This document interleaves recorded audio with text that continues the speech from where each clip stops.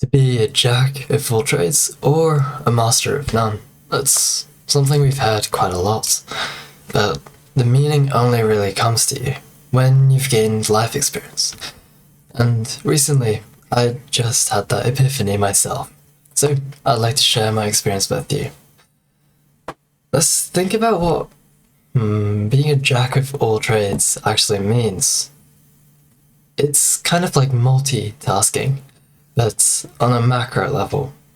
It's a fancy way to say that you multitask, but instead of it being tasks, it's more like responsibilities. And can we actually multitask in the first place, is the question we should be asking.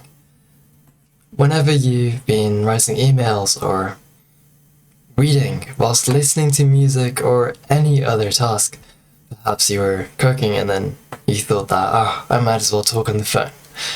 Have you ever noticed that your focus and your actual enjoyment of both of those tasks rapidly decreases?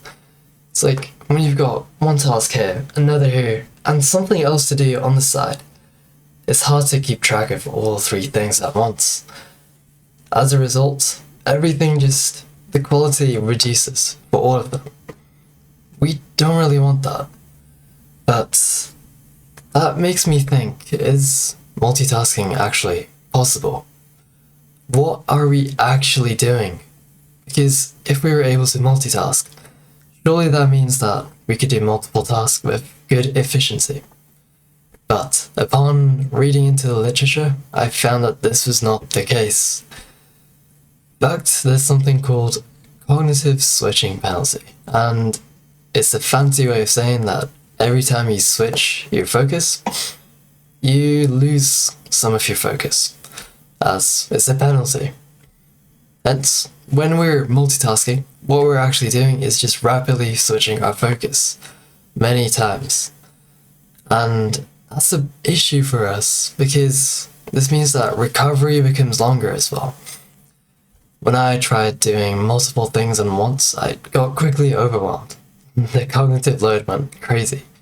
If you think about your computer, the RAM in it, that can be what's the cognitive load. It's a bar and how much you're using of your brain, essentially. If you quickly switch tasks, that goes up to 100% so fast, well, just shy of 100. And in all honesty, you're wasting that.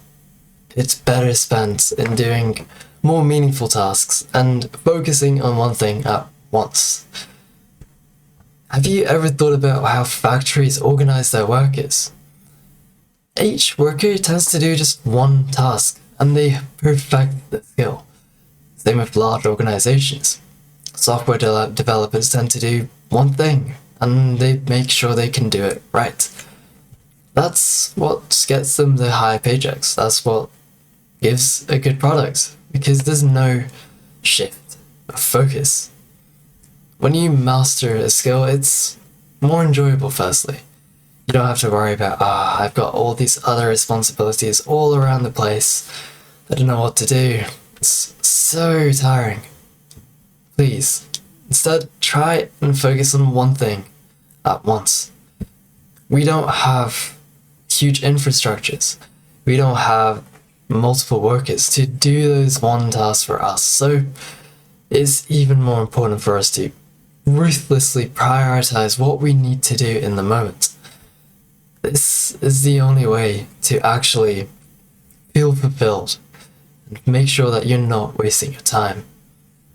Or you can try integrating all these multiple tasks into one set workflow, into one big project or so. For example, like what I'm doing right now, I've integrated graphic design, improving my communication skills, and slowly improving my videography skills. As you can see, it's not too great at the moment. But because I've integrated it all into one project, which is building a channel, I've been able to still manage my focus quite efficiently. And you should give it a go as well. Either way, if you enjoyed this video, please let me know, and if you think that I could help you out more, consider subscribing. Thank you for your time. Have a good day.